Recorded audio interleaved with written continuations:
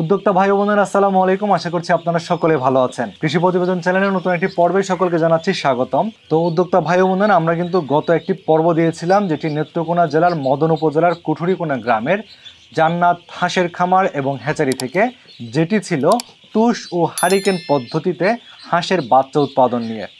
তো সেই পর্বে কিন্তু আমরা দেখিয়েছিলাম কিভাবে প্রাকৃতিক উপায়ে এই হাঁসের বাচ্চাগুলো উৎপাদন করা হয় এবং এই গ্রেডের বাচ্চা উৎপাদন করা হয়ে থাকে। আপনারা অনেকে জানতে চেয়েছিলেন কিভাবে একদিনের বাচ্চা থেকে আপনারা শুরু করে ব্রুডিং করতে পারবেন, বা কোন পদ্ধতিতে আপনারা ব্রুডিং করলে ব্রুডিং করার সময় আপনাদের বাচ্চাগুলো মারা যাবে না, সেসব বিষয় সম্পর্কে একটি প্রতিবেদন দেওয়ার জন্য। তো আজকে আমাদের সাথে রয়েছেন জান্নাত হাঁসের খামার এবং হ্যাচারির যে মালিক বা স্বত্বাধিকারী, সেই ভাইয়ের সাথে আজকে আমরা কথা বলবো কিভাবে কোন পদ্ধতিগুলো অনুসরণ করে আপনারা এই হাঁসের বাচ্চাগুলো ব্রুডিং করবেন, বা ওনারা কিভাবে হাঁসের বাচ্চাগুলো ব্রুডিং করে থাকেন যাতে কোনো ধরনের বাচ্চা মারা না যায়, সে সকল বিষয় সম্পর্কে জানাবো। এবং অনেকে রয়েছেন যারা ব্রুডিং করা বাচ্চা সংগ্রহ করতে চান, তাদের জন্য আজকে আমরা এই বাচ্চাগুলো সম্পর্কে বা বাচ্চার জাতগুলো সম্পর্কে বিস্তারিত তথ্য তুলে ধরবো। তো চলুন আমাদের নতুন একটি প্রতিবেদন শুরু করা যাক। আসসালামু আলাইকুম। আসসালামু আলাইকুম। জি ওয়ালাইকুম আসসালাম। কেমন আছেন ভাইয়া? জি আলহামদুলিল্লাহ ভালো আছি। আপনি কেমন আছেন? আলহামদুলিল্লাহ আমিও ভালো আছি। আমরা তো গত একটি পর্ব দিয়েছিলাম আপনাদের এখান থেকে। আমরা তো এখানে দেখতে পাচ্ছি এটা হচ্ছে ব্রুডার শেড বলেন আপনারা এটাকে? ব্রুডিং ঘর। আচ্ছা, ব্রুডিং ঘর বলে থাকি। এখানে তো অনেকগুলো বাচ্চা আমরা দেখতে পাচ্ছি এবং ব্রুডিং সম্পর্কেও জানবো। তার আগে একটু পুনরায় আপনার পরিচয়টা আবার দিবেন। আসসালামু আলাইকুম। আমার নাম জাহাঙ্গীর আলম। আমি জান্নাত হাঁসের খামার অ্যান্ড হ্যাচারি মালিক। আমার এখানে এই 3000 হাঁসের বাচ্চা বোর্ডিং চলছে। এটার বয়স হচ্ছে আজকে 15 দিন। আচ্ছা, এখানে হচ্ছে আপনাদের কি কি জাতের হাঁস আছে এখন? এখানে আছে আপনার খাকি ক্যাম্বেল এবং জিন্ডিং, ইন্ডিয়া রানার এবং ব্ল্যাক পোল। আচ্ছা, এখানে 4 জাতের বাচ্চা আছে। আচ্ছা আচ্ছা, এখন এটা তো আমরা এর আগে একটা পর্ব দিয়েছিলাম যেখানে আপনারা তুষু হারিকেন পদ্ধতিতে বাচ্চাগুলো উৎপাদন করছেন। তো এইখানে যে আজকে আমরা বাচ্চাগুলো দেখতে পাচ্ছি বেশ সুস্থ সবল বাচ্চা বলা যায়। এই যে দেখতে পাচ্ছেন বাচ্চাগুলো, তো এগুলো মূলত কতদিন বয়স থেকে আপনার এইখানে এটাকে ট্রান্সফার করে নিয়ে আসেন? আমরা একদিনের বাচ্চা এখানে নিয়ে আসি। নিয়ে আনার পরে আপনার যে বোর্ডিংয়ে যেগুলো কাজকর্ম আছে সেগুলো আমরা এখান থেকে স্টার্ট করি। এটার বয়স আজকে 15 দিন। আচ্ছা, এই যে হাঁসগুলো দেখতে পাচ্ছেন এগুলো বয়স হচ্ছে এখন 15 দিন। দেখতে পাচ্ছেন সুস্থ সবল বাচ্চাগুলো, ধরা যাচ্ছে না আসলে, এগুলো বেশ চঞ্চল বলা যায়। তো এখানে আনছেন হচ্ছে একদিন বয়স থেকে। একদিন বয়সের হাঁসটা এনে আপনারা কোন পদ্ধতি দিয়ে আপনারা এই ব্রুডিংটা শুরু করেন? প্রথম আমরা বাচ্চারা এখানে আনার পরে আমাদের লাইট দিই। লাইট মানে যে বোর্ডারগুলো আছে, বোর্ডারগুলো স্টার্ট করি। ঘরটা যেন কোনো ধরনের বাইরের কোনো ঠান্ডা বাতাস যেভাবে না আসে, সেই ঘরটা যেন আপনার গরম থাকে। গরম থাকলে বোর্ডার করতে সুবিধা হয়, বাচ্চা কোনো ধরনের ঠান্ডা লাগবে না। এই জন্য মনে করেন আমরা চতুর্দিক দিয়ে যে দেখছেন কাপড় এখন বর্তমানে ওঠানো, এই কাপড়ের যা পর্দা আছে সবগুলো ছেড়ে রাখি যেমন বাইরে কোনো আলো বাতাস না ঢুকে। আচ্ছা, তো আপনার ঘরটা যতক্ষণ গরম থাকবে তার বাচ্চা কোনো ক্ষতি হবে না। আচ্ছা, তো এইভাবে মনে করেন আমরা 4 থেকে 5 দিন পর্যন্ত এইভাবে আপনার বোর্ডারগুলা করে রাখি। আচ্ছা, 5 দিনের পরে তারপরে আবার এত বোর্ডার লাগে না, জাস্ট শুধু নর্মাল বাতিগুলা এনার্জি প্লাস এনার্জি যেগুলো বাতিগুলো আছে সাদা আলো, এগুলা দিলেই চলে। আচ্ছা, এখন যখন আপনাদের একদিন থেকে আপনারা যখন শুরু করছেন তখন ফ্লোরে আপনারা কি দেন? ফ্লোরে আমরা এই যে আপনার যে বনের যে ক্যার আছে, ক্যারটা ব্যবহার করি। ক্যারটা দিলে দেখা গেছে আপনার ঘরটা যে নিচে যে মাটিটা আছে মাটিটা গরম থাকে। আচ্ছা আচ্ছা, মানে খড় ব্যবহার করেন? আচ্ছা, এখন অনেকে যদি ভাবে যে আমাদের যে এই হাঁসের খামারটা করব বা যে ব্রুডিং ঘরটা করব, এটা কি আপনার যে পাকা যে ফ্লোরের মধ্যে করা যাবে কি? জি অবশ্যই করা যাবে। ফ্লোর হলে আপনার দেখা গেছে আরো বেশি সুবিধা। মাটির ঘরে তো মনে করে দেখা গেছে পানি পড়ে অনেক সময় দেখা গেছে আপনার কাঁচা হয়ে যায়। আচ্ছা, হ্যাঁ, ফ্লোর হলে একটু সুবিধা থাকে। আর ফ্লোরে আপনার কেয়ার ব্যবহার করবেন। কেয়ার আপনার এই প্রত্যেকদিন কেয়ারগুলো চেঞ্জ করে দিতে হবে। আচ্ছা, প্রতিদিন পরিবর্তন করে দিলে হচ্ছে? পরিবর্তন করে দিবেন, কারণ ঘরে আপনার ঘরে কোনো ধরনের গ্যাস হবে না। আচ্ছা, যদি বেশি ময়লা আবর্জনা থাকে সেই ঘরে আপনার গ্যাস হবে। গ্যাস হওয়ার পরে বাচ্চা অনেক সময় বাচ্চা মারা যায়। আচ্ছা, তো এখন এই ক্ষেত্রে হচ্ছে আপনি যেটা বলছেন 5 দিন পর্যন্ত হচ্ছে আপনার যেটা ওই যে ব্রুডিং শেড যেটা, হ্যাঁ ব্রুডার শেড যেটা, ওটা দিতে হবে। 5 দিন পরে এটা তুলে ফেললেন। তুলে ফেলার পরে আপনি এমনি যে সাধারণ যে সাদা লাইটগুলো আছে এগুলো আপনার ব্যবহার করতেছেন। আচ্ছা, এইগুলো ব্যবহার করে কতদিন পর্যন্ত আপনাকে এইভাবে রাখতে হবে? তো জাস্ট 15 দিন পর্যন্ত বোর্ডিং এনাফ। আচ্ছা, এরপরে আপনার যে বোর্ডিং এর যে বিষয়বস্তু 15 দিনের পরে আর লাগে না। তারপরে আমরা 15 দিনে গেলে তো বাচ্চা অটোমেটিক পানিতে নামানো যায়। আচ্ছা, এখন যে বাচ্চাগুলো দেখতে পাচ্ছি এগুলো হচ্ছে 15 দিন বয়সে বলছিলেন? আচ্ছা, তাহলে এগুলো কি এখন আপনার পানিতেও নামানোর উপযুক্ত? জি, এখন আপাতত পানিতে নামাচ্ছি না, কারণ বাইরে বৃষ্টি হচ্ছে তো, এই বৃষ্টির কারণে আমরা বাইরে নিতেছি না। কারণ বৃষ্টির মধ্যে বাচ্চা ভিজলে ঠান্ডা লাগার সম্ভাবনা থাকে আচ্ছা বেশি। আচ্ছা আচ্ছা আচ্ছা, এখন এই বাচ্চাগুলা যখন আপনারা কাউকে পাঠান, অর্থাৎ কোনো উদ্যোক্তা যদি নিতে চায়, তাহলে কোন বয়সের বাচ্চাটা তাদের জন্য নেওয়া উপযুক্ত বলে মনে করেন?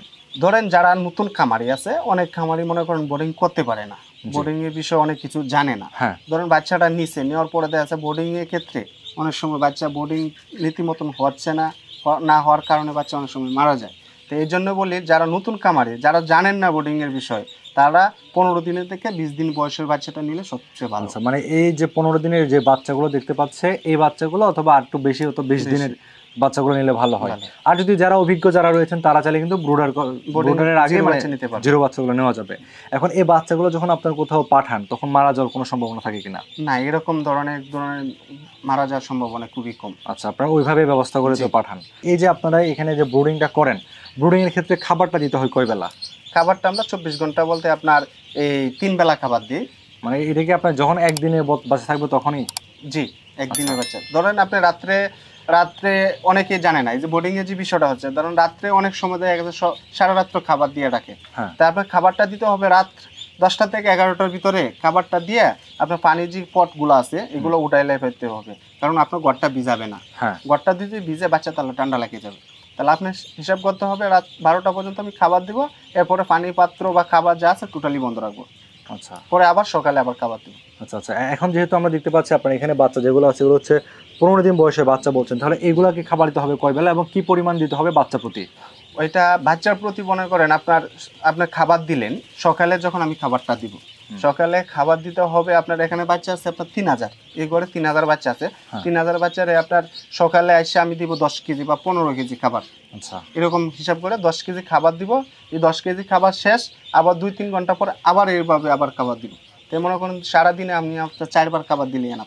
আচ্ছা, 3000 বাচ্চাকে হতে তাহলে 40 কেজি খাবার লাগতেছে। চলে 3000 বাচ্চারে আপনার এক বস্তা খাবার লাগবে, 50 কেজি খাবার। 50 কেজি, এটা হচ্ছে আপনার একদিনে? একদিন। আচ্ছা আচ্ছা, এইভাবে দিলে মোটামুটি গ্রোথটা ভালো থাকবে। বাচ্চা যত বড় হবে তার খাবার বেশি লাগবে। আচ্ছা, আর এইভাবে দেখা যাচ্ছে আপনার কতদিন পরে আপনার মোটামুটি ডিমে চলে আসবে বাচ্চাগুলো? আপনার একটা একটা আসে ডিম আসতে কাকি ক্যাম্বেল এ গ্রেডে হাঁস হলে আপনার 5 মাস পর থেকে ডিম পাড়া শুরু হবে। আচ্ছা, তাহলে হচ্ছে আপনার যে জিনডিং যেগুলো রয়েছে বা আপনার যে রানার হাঁস এগুলো কেমন সময় লাগে? একই সময়। আচ্ছা, মানে এই গ্রেডের বাচ্চাগুলো সব মোটামুটি একই সময়ের মধ্যে চলে আসবে।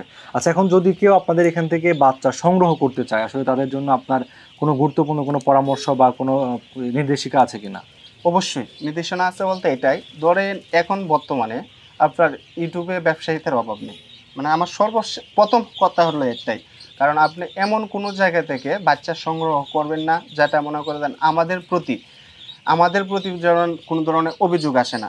কারণ অনেক জায়গায় থেকে ধরেন এ গ্রেডের বাচ্চা করে আপনি বি গ্রেডে সি গ্রেডে বাচ্চা দিয়ে রাখে, ধরেন এই কামারি বাচ্চা নিয়ে করেন মনে করেন লস হয়। লস নেওয়ার পরে ভাই বলে আপনাদের কাছ থেকে কীভাবে বাচ্চা নিব, আমরা বলি একটা দেয় আর একটা।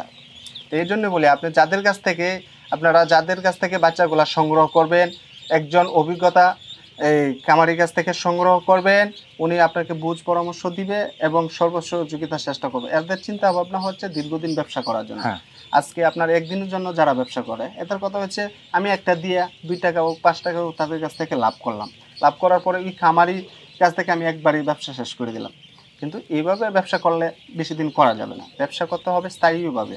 আমি আজকে শুরু না হয়ে বড় হওয়া যায় না। হ্যাঁ, ধরেন আজকে আমি 1000 দিয়ে করলাম, আগামীতে আমি 5000 দিয়ে করতে পারবো, এরকম পরিকল্পনা নিয়ে ব্যবসা করতে হবে।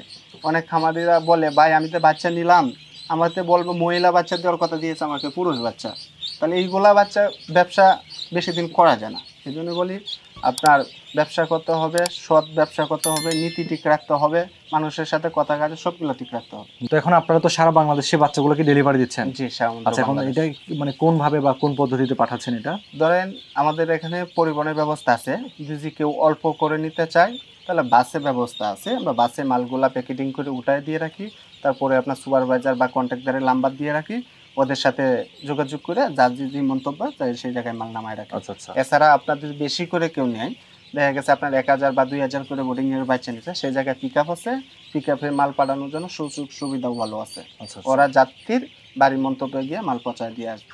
আচ্ছা, তো এখন যদি কেউ সংগ্রহ করতে চায়, একটু আপনাদের তাহলে ভিডিওর স্ক্রিনে যে নাম্বার দেওয়া আছে আপনাদের যে নাম্বার একটু বলে দিবেন এবং যোগাযোগের ঠিকানাটা একটু বলে দিবেন। আমাদের সাথে যোগাযোগের ঠিকানা হচ্ছে জেলা নেত্রকোনা, থানা মদন, গ্রাম কোটরিকোনা। আমার নাম হচ্ছে জাহাঙ্গীর আলম, জান্নাত হাঁসের কামার অ্যান্ড হ্যাচারি মালিক। আমার মোবাইল নাম্বার হচ্ছে 01731421576। আচ্ছা, তো এখন যদি কেউ আপনারা ব্রুডিং সম্পর্কে আরও বিস্তারিত কোনো যদি আপনাদের জানার কিছু থাকে বা আপনারা ব্রুডিং করে বাচ্চা সংগ্রহ করতে চান অথবা একদিনের বাচ্চা সংগ্রহ করতে চান, ভিডিওর স্ক্রিনে ফোন নাম্বার দেওয়া রয়েছে, আপনারা সেই নাম্বারে যোগাযোগ করে সারা বাংলাদেশ থেকে বাচ্চাগুলো সংগ্রহ করতে পারবেন। তো আপনাদের সঙ্গে দেখা হবে পরবর্তীতে অন্য কোনো প্রতিবেদন, অন্য কোনো বিষয় নিয়ে। সে পর্যন্ত সকলে ভালো থাকুন। আল্লাহ হাফেজ।